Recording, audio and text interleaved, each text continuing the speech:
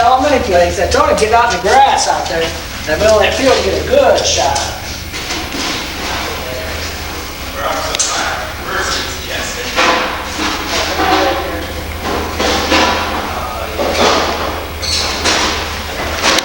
Hangs right there and grinds. Where's the pin? Right here. Is that you down here? Mm-hmm. Just slip it out.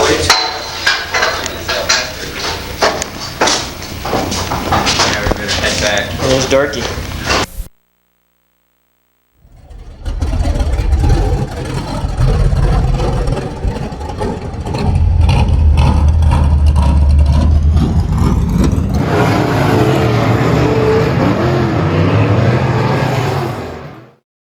The video you just watched was a car that was put together by myself, my dad, and Dan Goff. With the help of Charlie Heath and John Reeves, all of us had our input into it.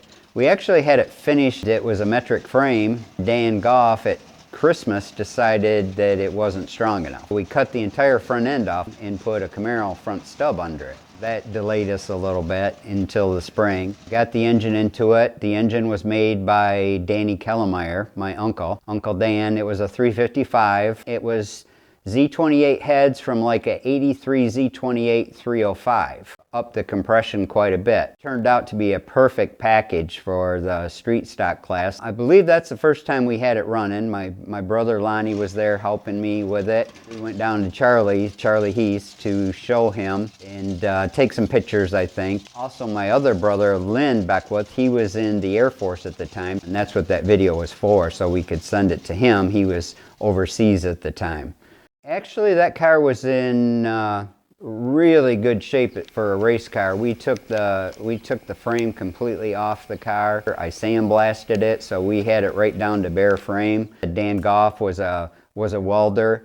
He was an excellent fabricator. At the time, I wasn't that great. His help was really helped a lot in the input of how strong the chassis should be, where the bars should go.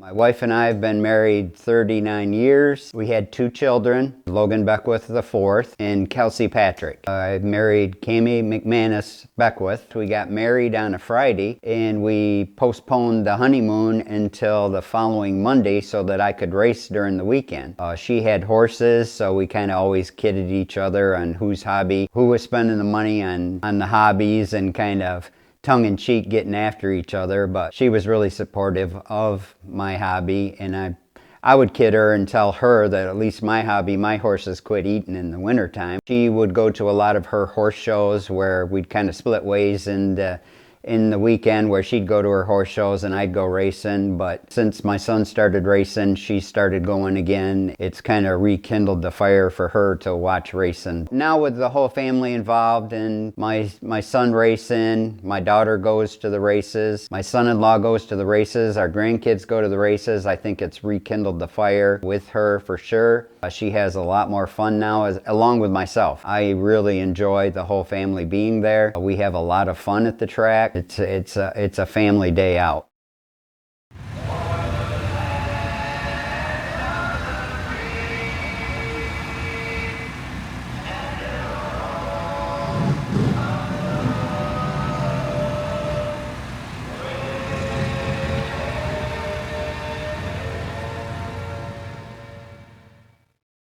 I started racing in 1982. I didn't have a lot of money, so I was really careful how I raced. I started out in Detroit iron, built my own Detroit iron. I didn't know what I was doing. I was working out of my dad's garage. He didn't have a lot of tools. He had a drill press. Had a small welder, a lot of hand tools, and that's basically all he had. I really didn't know what I was doing, but I knew I wanted to race, so I tried, and my cars were falling apart right and left because I was not a good fabricator. I had a lot to learn. I can remember I cut a drive shaft with a hacksaw because I needed to shorten it because it was a stick shift. Cut it, it actually kind of cut on an angle. And so I took and I just kept turning it until it was pretty straight, welded it together. Luckily I didn't have a problem with the drive shaft, which surprises me because I didn't even balance it. I didn't have the money to balance it. I just threw it in the car and raced it, but I had all kinds of other problems. And the car hardly ever finished a race. Then I met Dan Goff. He was a friend of my dad's. My dad had an archery shop and a meat packing plant. In the archery shop, Dan would visit quite a bit, and Dan started helping me build the street stock. That's the #1 car that you can see in the video. Dan helped me with that, and at the same time, Dan was building a Dirt Modified. Dan was a good fabricator. He could set up a car pretty decent, but he couldn't drive very well. He actually started driving it himself, and we'd watch Dan, and he'd start out kind of slow, and then the next lap it would be not too bad, and then the next lap he'd go, it would be like, holy mackerel, Dan's flying, and then the third or fourth lap he'd hit the wall. He wasn't a very good judge of his speed and couldn't hit his mark, so after a few times of that he finally asked me to drive his car for him.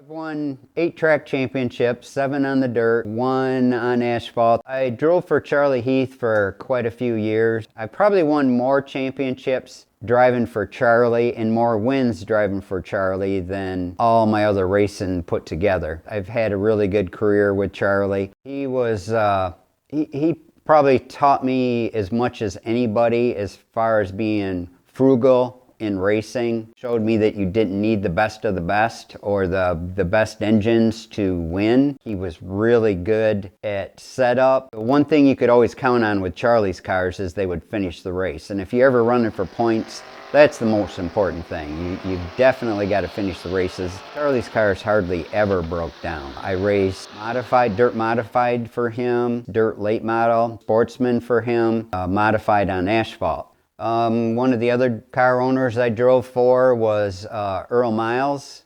Earl Miles had an asphalt modified. That was actually kind of short-lived. We were going to try to work on setups. He had his car and he had a second car that I was going to drive. And unfortunately, it was right towards the start of that whole deal. Somebody from behind took me out and hit the wall, and it just destroyed Earl's car. So I ended up helping him put it back together, and he ended up selling that car. I've also drove for Harry Foote in an asphalt late model. He had a couple cars at the time. I drove one of them at the Harvest 100 at Spartan for him. They're a very fast car. I think I qualified second quick with that car, like 1/1000th off the fast time. The car was, I was really excited. Started like 4th row and somebody blew up their transmission. I ended up running over part of the guy's transmission and it put a hole in the radiator, so we had to park that. I've also raced for Jim Rupert. Jim Rupert was on the asphalt side, outlaw late model. Jim was a really good setup guy, won a track championship with Jim. It actually came down to the last race and we had engine problems. Luckily we had Evan Barrett. Jim went to Evan Barrett and asked if we could borrow his car for the last race of the season because we weren't going to make it because we had an engine problem. And Evan Barrett and Sonny said yes, we could go ahead and use their car. I qualified fast time. I ended up finishing the race 3rd, and that was enough to win me the championship. introduce to you his first ever championship, our 2010 Andrew Chevrolet late model champion from Hanover, Michigan, Logan Beckwith.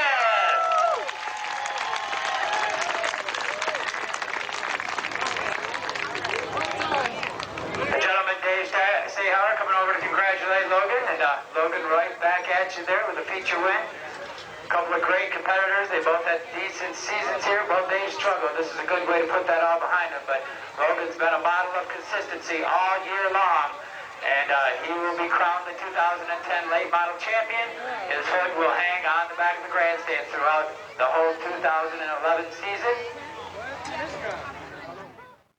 While I was in the Air Force, I still had the racing bug, and I ended up putting together a Nova when I was stationed in Spokane, Washington. I went out to the race, and we had it all together. I didn't even have a trailer. We pulled it to the track with a tow bar. I can remember qualifying with the car, and we qualified second quick. We went out for the heat race. I ended up winning the heat race, and a lot of people were coming up to me, and they were saying, how in the heck did you beat our local guy who's the hot shoe? I couldn't really figure it out because there was nothing special about this Nova. It was just a enduro type car. I had a big head going into the race, and it was a 100-lap enduro. At 50 laps, I was leading the thing and had a pretty good lead on everybody. So I thought, man, you know, I might have this race. At 50 laps, the caution came out. They were telling me to follow the pace car, so I followed the pace car, and he went down into it was a figure 8 track, and I went down into the figure 8 track, and I'm like, what are we gonna do? You know, we're gonna stop? Does somebody have to fuel up? Well, he kept right on going and came out on the track backwards. At the last 50 laps, they were running backwards on this track, and here I didn't know they were gonna do that. I had stagger to go the normal way around. I ended up going from first place all the way back to 5th, and that car didn't want to handle it. So I figured out why I was doing so good the first 50 laps.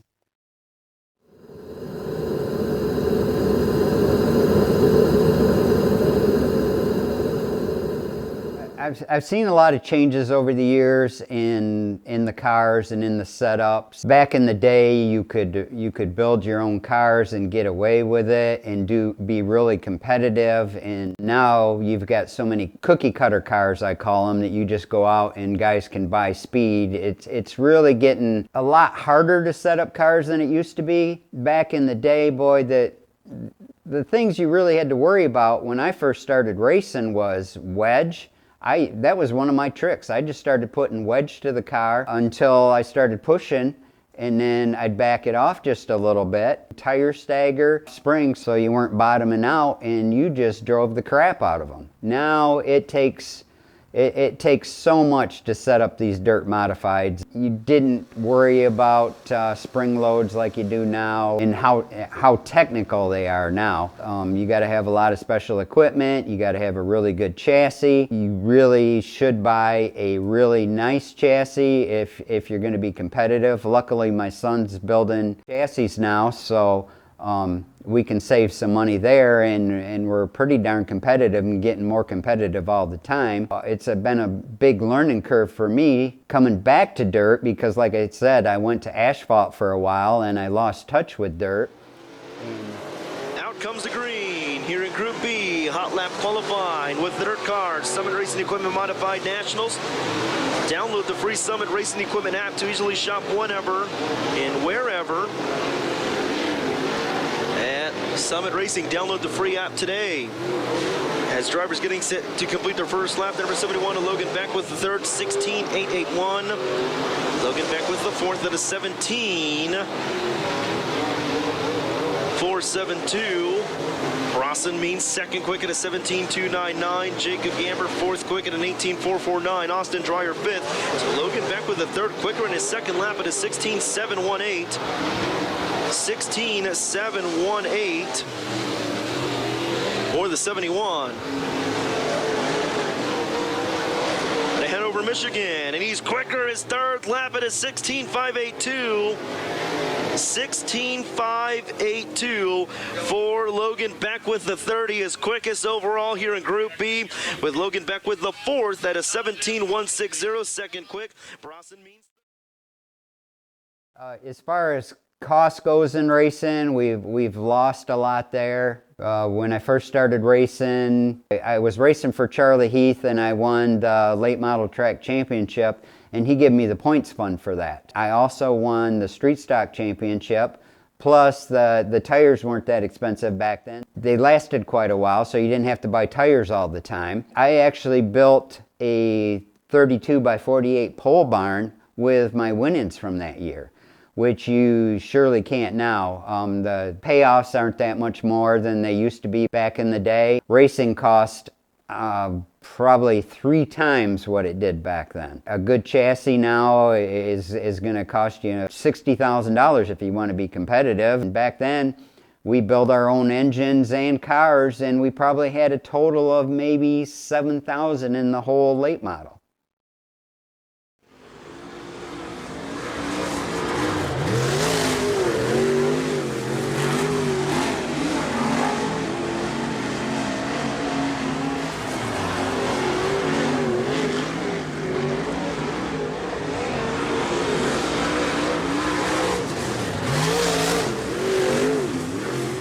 My biggest challenge, probably money. I would get built up pretty good and then have some bad luck and maybe lose an engine, and then I always hated the start of the racing season. You had to come up with so much money year after year. I never had really good sponsors. It was a lot of out of pocket. I didn't have a lot of new cars. I bought a car from Jim Wooden, who started building asphalt cars. We actually got it quite fast. I ended up losing it in a wreck at M40 Speedway. A guy in front of me blew his engine, and I went up and hit the wall. The front end hit the wall, the back end came around and hit the wall. It was bent so bad we had to take a sawzall, cut the front end off, cut the back end off just so we could get it in a enclosed trailer. You really have to watch how you race. I was always really careful. I didn't get in a lot of wrecks, thankfully. Engine-wise, I built a lot of my own engines. Anything I could do to save money, I would do it. Racing for me is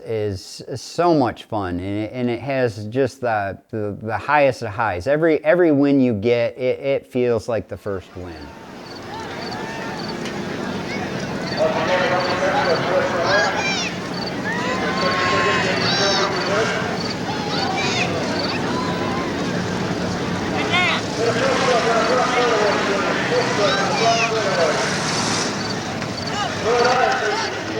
I kind of got burnt out on dirt for a while. When you're doing pretty good, crowd really starts getting on you. You start hearing a lot of people say you're cheating, which you're not. It gets a little old. I thought I needed to change. I went from dirt late model, I switched and went to asphalt racing. I probably should have stayed dirt the whole time. I think I'd be further ahead, but it was all fun. It worked out.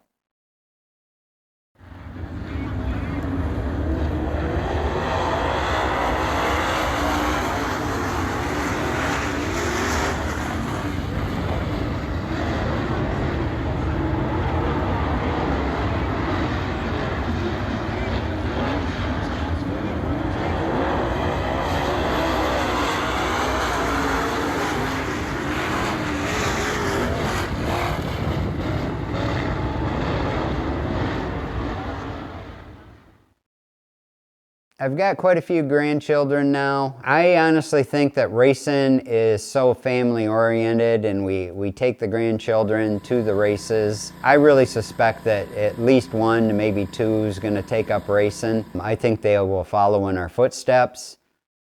I've never pushed it. I will not push it on them. It's so expensive is one of the reasons. If they don't want to do it, I'm surely not going to push it. I never pushed it on my son. I bought him a go-kart, put together a really good engine. I wanted him to have a go-kart that's capable of winning, because if I don't have a car that's capable of winning, it's pretty depressing. So I wanted a really nice go-kart. So we bought him a go-kart. He ran it a few times.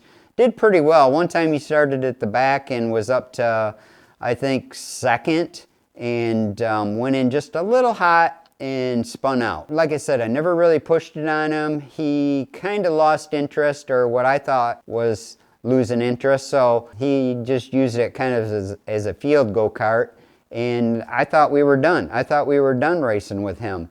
and he was more into the graphics, doing graphics on the race cars and whatnot, until he surprised me one day in his 20s and came up to me and says, "Hey Dad, guess what? I bought a Dirt Modified." He said, "You got to come back to dirt." And my jaw hit the floor. I never thought that he would get into racing.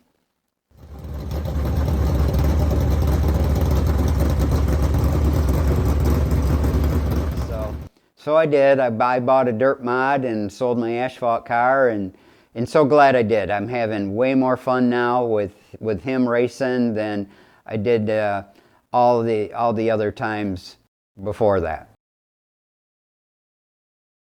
Some of the drivers that I admire would probably be some of the old school drivers that helped me in the beginning more than anybody else, and that would be Charlie Heath. Charlie's helped me so much in racing. He was a mentor. He showed me what we had to do as far as quality of parts we could get away with, the setups, building engines, the quality of tires and keeping stagger in the car. John Reeve was a good friend of mine. John lent me engines before. I remember one time I blew up all my engines and John had a 327, and John said, "Hey, just take it and go race with it." And them kind of friends, the camaraderie we had was like nothing else. We never kept track of money. It was always, if I got it, it's yours. Them type of racers are far and few between now. And I sure miss racing with them guys.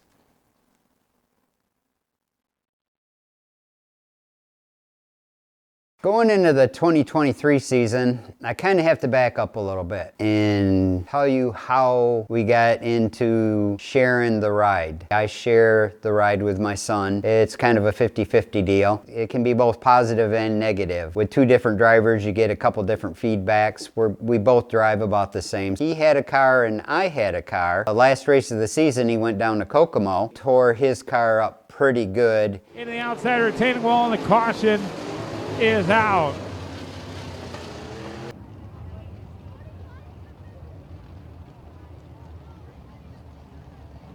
So Logan Beckwith into that retaining wall, caution out. Second yellow for him, so he will be retiring from the event.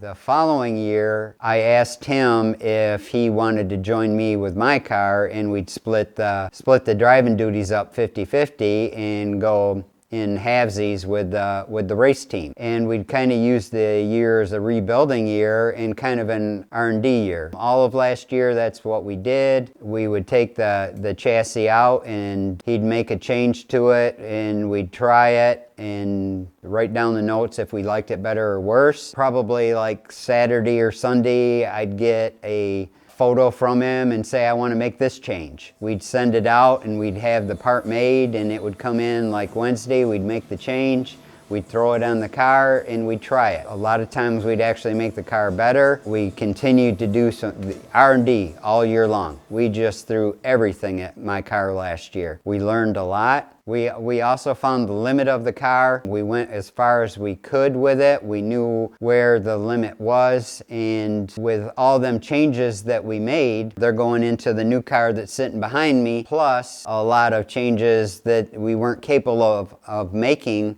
to the old car because the geometry wasn't right. There was even times where my son won with the car. The very next week, he says, "I got this idea. I want to change it. Do you want to change it? The car was good last week, so are you sure you want to change it?" And I said, "Absolutely. Let's change it. This whole year is an R&D year." The changes we made that time, it wasn't as good, but I didn't care. That's what we were there to do, is just learn all last year. And we learned so much, and I'm really excited about this year. We built a new chassis that's sitting behind me. We made anything that we liked, we put onto this car, plus we made a bunch of changes to it that that the other car didn't have. So I'm really excited about 2023. I did get to drive his car one time before it was wrecked. And all the dirt mods I've ever driven, they're kind of all over the place. You're jumping, you're constantly steering, and I was so impressed when I jumped in his car. It was like I was driving a dirt late model again. You'd go down the straightaway, you'd just hold the wheel right there, very little input. You'd go into the corner, you just lightly touch the steering wheel, it would take the line. You weren't jumping all over the place, and I told him, I said, you've got something. This chassis really works, and I definitely want one.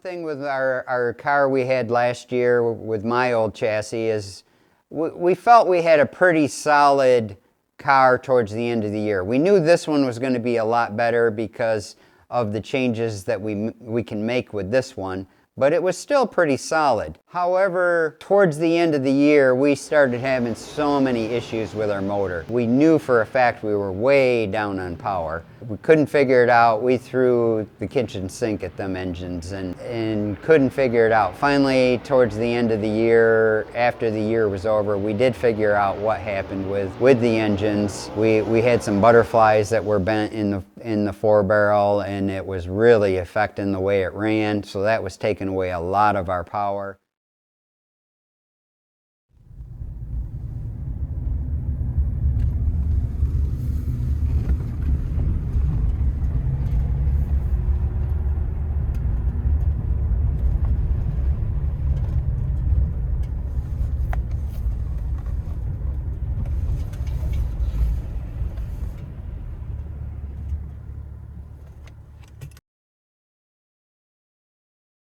It's been about 10 years since I've won a race, so if I can get a win back under my belt again, I will be tickled pink. I know the car is going to be capable of it, especially with the new engine. I would like to see us slow down on the R&D changes now. We learned a lot last year, and just start tweaking the car with what we got. I think we've got a car that's very capable of winning. My long-term goal, I guess, would be to make it into the Michigan Motorsports Hall of Fame.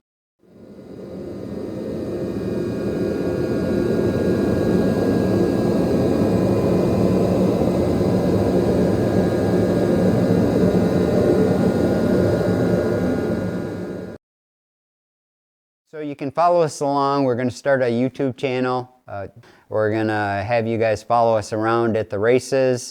You can watch myself or my son. We're both going to be running the same car. We're going to do a few segments of who we are, some behind the scenes with the pit crew, some of the people that helped us along the way. We're actually going to do some interviews with them, some of our racing friends, people who got us here. We're gonna do some interviews with them. We want to do interviews with quite a few people and lead into the new racing year. Follow us along this coming season.